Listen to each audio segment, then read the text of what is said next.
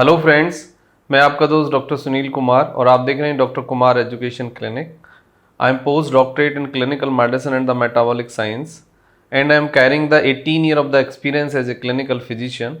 Last 2 decade से मैं south Delhi Chhatarpur में एज ए फिजिशियन प्रैक्टिस कर रहा हूँ। आज हम बात ये करेंगे कि कैंसर क्या है, कैंसर क्यों होता है, कैंसर हो जाए तो क्या करें, क्या उसका ट्रीटमेंट है, क्या उसका बचाव है। तो कैंसर के बारे में हम पूरा डिटेल डिस्कस करेंगे आपके साथ। लेकिन यदि आप चैनल पे नए हैं तो चैनल को सब्सक्राइब करिए, आइकन बेल हिट करिए, अपने फ्रेंड्स के साथ शेयर करिए। देखो, सबसे पहले एक बेसिक बात आपको ये समझनी होगी कि कैंसर कभी भी किसी भी उम्र में किसी को भी हो सकता है और कैंसर के पीछे जो बुनियादी कारण हैं वो बहुत कॉमन कारण है। उसमें कोई रॉकेट साइंस की आवश्यकता नहीं है। उसको आपको समझना चाहिए और आपको बचाव की पूरी कोशिश करनी चाहिए।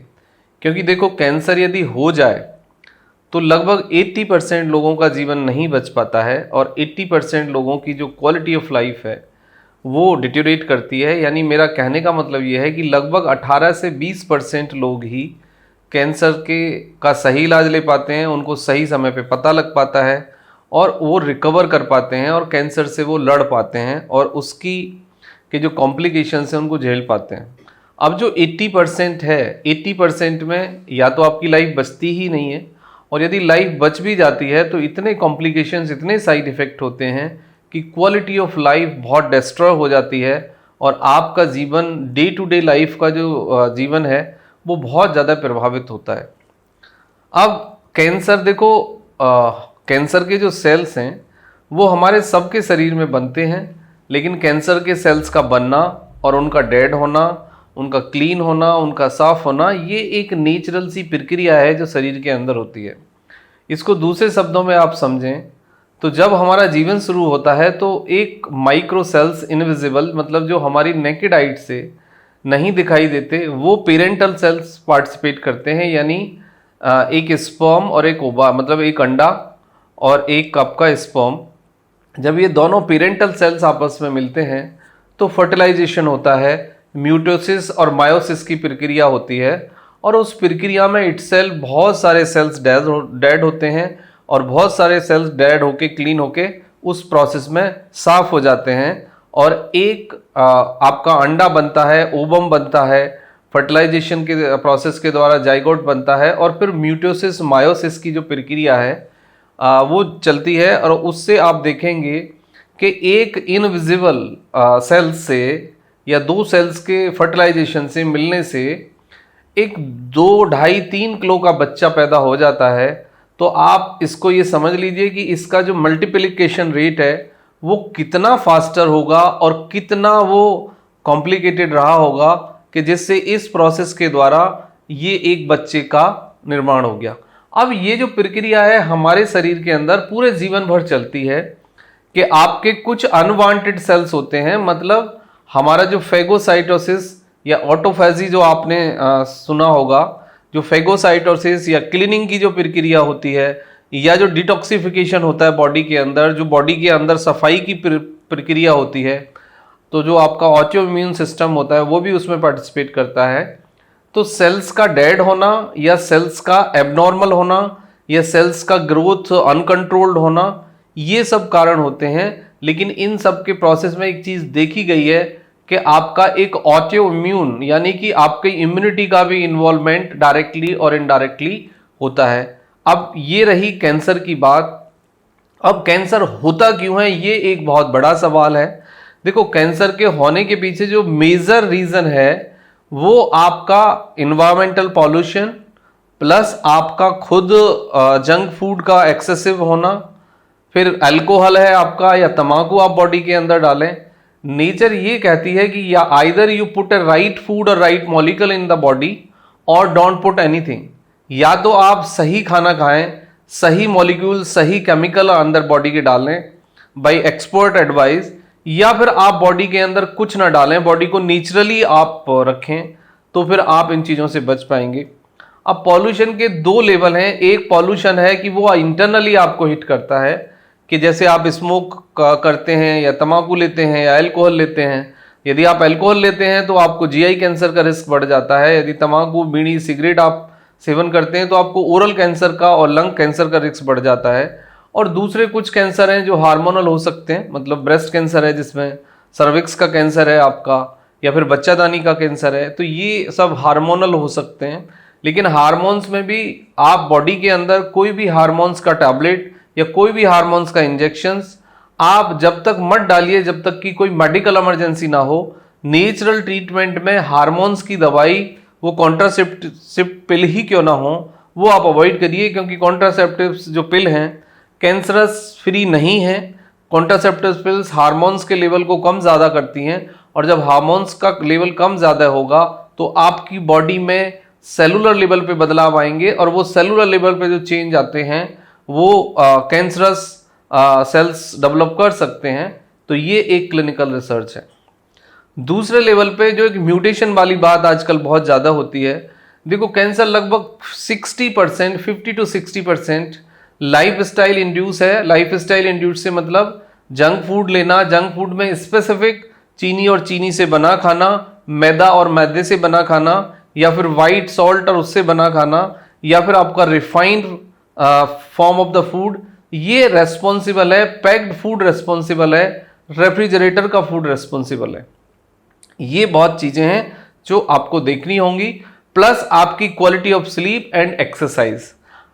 स्लीप का लगातार डिस्टर्ब होना और एक्सरसाइज का ना करना भी बॉडी को कहीं ना कहीं कैंसरस होने के लिए धकेलता है। तो लगातार यदि आप एक्सरसाइज करते हैं तो उसके आपके बॉडी में बहुत बड़े फायदे होते हैं सेलुलर लेवल पे, क्योंकि बॉडी ऑक्सीडाइज रहती है। ऑक्सीडेशन की जो प्रक्रिया है वो नॉर्मल रहती है, और जब आप एक्सरसाइज करते हैं तो हार्मोनल और आपका जो जीआई लेवल है यानी गैस्ट्रिक लेवल पे और सेलुलर लेवल पे जो बदलाव होते हैं, जो एक पॉजिटिव कनेक्टिविटी रहती है बॉडी के अंदर, वो आपकी बॉडी को कैंसरस सेल्स के डेवलपमेंट के प्रोसेस को रोकने में काफ़ी मदद करती है, और आपका जो इम्यून सिस्टम है उसको रेगुलेट करती है। अब एक दूसरी कंडीशंस होती है जो कि बॉडी के लिए बहुत खतरनाक कंडीशंस भी हम जिसे कह सकते हैं।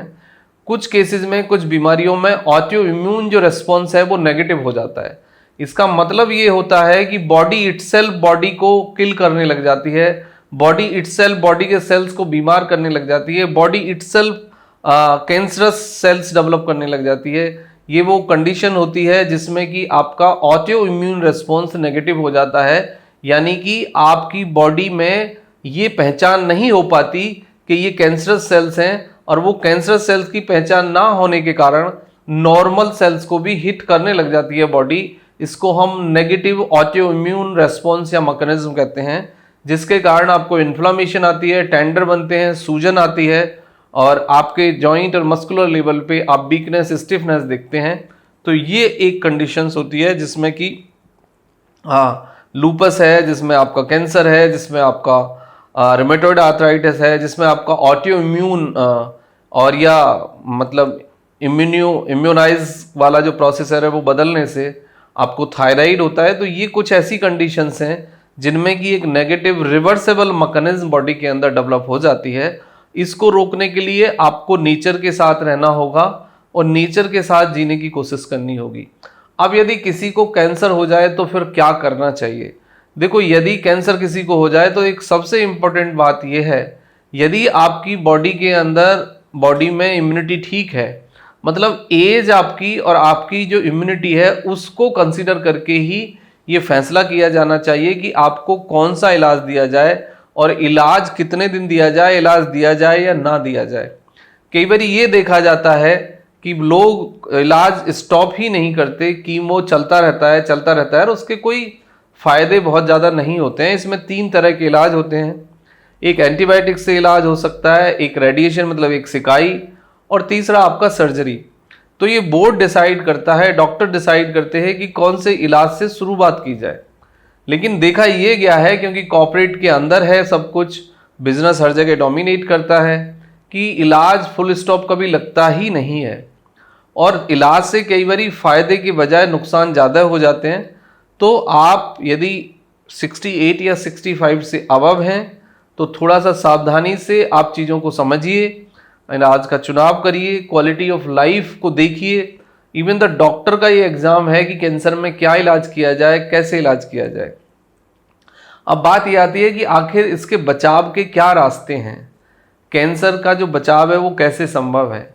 देखो कुछ चीज़ें मैं आपको बताता हूँ कि यदि वो आप ठीक रखें तो 60 to 70% प्रिवेंशन संभव है। सबसे पहली बात, packed food, junk food, refrigerated food जितना कम खाएं वो आपके लिए बेहतर है, ना खाएं तो वो और भी बेहतर है। अब दूसरी बात आती है कि खाने के अंदर एग और मटन और एग और नॉनवेज और दालें, ये 4 कैटेगरी ऐसी हैं कि जो बॉडी के अंदर इन्फ्लामेशन पैदा करती हैं, यानी मैं इनको इन्फ्लामेटरी फूड कहता हूं। यदि आपका वर्कआउट बहुत ज़्यादा नहीं है, आप कोई फिजिकल लेबर यदि नहीं करते हैं, तो फिर आप ये मिनिमम लेवल पे खाइए या इनको अवॉइड करिए। देखो एग के अंदर कोई फाइबर नहीं होता है और मटन और चिकन के अंदर भी कोई फाइबर नहीं होता है, और ना ही दालों के अंदर बहुत ज़्यादा अच्छे फाइबर होते हैं। यदि आपको दाल खानी है तो आप पानी में डालिए उसको 6 to 8 आवर, तब कुक करके खाइए। यदि आपको चिकन खाना है तो रेड मीट अवॉइड करिए, मटन अवॉइड करिए। आप तंदूरी चिकन वो भी आप लिमिटेड अमाउंट में खा सकते हैं हरी चटनी के साथ। आप फिश खाइए। फिश का सबसे बड़ा फायदा ये है कि फिश इंसान बहुत ज़्यादा नहीं खा पाता है। फिश थोड़ा सा खाने से ही आपको एक मैसेजिंग हो जाती है ब्रेन के अंदर कि भाई पेट भर गया। दूसरा, उसके अंदर ओमेगा 3 फैटी एसिड्स है, अच्छी क्वालिटी का फैट है, तो उससे बहुत बड़े नुकसान नहीं होते हैं। हरी सब्जियां आप खाएं, ग्रीन रेड वेजिटेबल्स आप खाएं जितना। अब दूसरा एक सबसे अच्छा कॉन्सेप्ट ये है कि जिस खाने का पीएच लेवल 6 to 8 के बीच में है वो खाना आप खा लीजिए। यदि pH level of the food आपका 6 से कम है तो वो आप खाना छोड़ दीजिए। आप 6 से ऊपर वाले पीएच वाला खाना खा लीजिए, यानी नॉर्मल पीएच वाला जो फूड है वो आप खाइए, उससे कभी आपको कोई तकलीफ नहीं होगी। जितने भी जंक फूड हैं, जितने भी कार्बोनेटेड ड्रिंक्स हैं, वो आपकी कोई भी कार्बोनेटेड ड्रिंक्स हो, कोका, पेप्सी जो भी हो, आप यदि उसका गूगल से पीएच देखेंगे तो उसका पीएच 2 या 3 आपको मिलेगा। और जितना कम पीएच होगा उतना कम वाटर कंटेंट है, उतना कम फाइबर है उसके अंदर। ये आप बात बेसिकली समझ लीजिए। बॉडी का जो पीएच है लगभग 7.35 है, तो आप नॉर्मल पीएच का फूड यदि बॉडी के अंदर डालेंगे तो बॉडी को कम काम करना पड़ेगा। डिटॉक्सिफिकेशन की प्रक्रिया, क्लीनिंग की प्रक्रिया में कम जिद्दोजहद लगेगी, प्लस बॉडी के अंदर जो एक स्ट्रेन है, जो इन्फ्लामेटरी कंडीशन डेवलप हुई है, वो नहीं होगी। और ये एक बहुत नॉर्मल काम है जो आप कर सकते हैं। अब मैं दूसरी बात पे आता हूं कि जितना रेड ग्रीन वेजिटेबल्स आप खा पाएं, टमाटर आप खाइए, उसके अंदर एंटीऑक्सीडेंट होता है। फूड में आप हल्दी शामिल करिए, लहसुन शामिल करिए, अदरक शामिल करिए। और बेटर ये है कि लहसुन, प्याज, अदरक ये सब नॉर्मल खाने से आप हरी चटनी बनाइए अच्छी क्वालिटी की, उसके रूप में खाइए। दही खाइए, अच्छी क्वालिटी की कर्ड खाइए, लेकिन दही बाजार वाला दही नहीं खाना है। आपको दही घर पे खुद से बनाना है। जो घर पे खुद से दही बनाते हो वो एक नेचुरल दही है। दूसरा, आप मतलब फैट लीजिए, मक्खन खाइए, देसी घी खाइए, लेकिन कौन सा मक्खन? जो बाजार वाला मक्खन है या देसी घी है वो कितना देसी है, कितना प्योर है, उसके बारे में मैं नहीं कह सकता। घर पे ही आप घी बनाइए। दूध लीजिए, दूध का मलाई निकालिए, 1 हफ्ते में जितनी मलाई इकट्ठी होती है उसका आप घी बना लीजिए। तो आप जितना दूध लेते हैं उसकी मलाई का तो आप घी बनाइए। और मलाई फैट फ्री मिल्क लीजिए, डबल टोड, सिंगल टोड हो गया, एक बार मलाई उतार लीजिए, उसको आप घर में इस्तेमाल करिए। तो ये है प्योर देसी घी।